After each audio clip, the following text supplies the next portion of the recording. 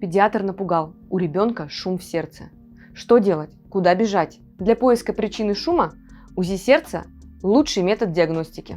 Причиной шума в сердце могут стать как и безобидные особенности, так и серьезные пороки сердца. К самым шумным порокам сердца относят дефект межжелудочковой перегородки, открытый артериальный проток, стенозы крупных сосудов, а также пороки клапанов сердца.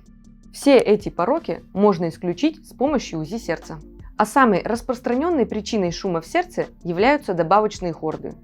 Подробнее о них поговорим в следующем выпуске.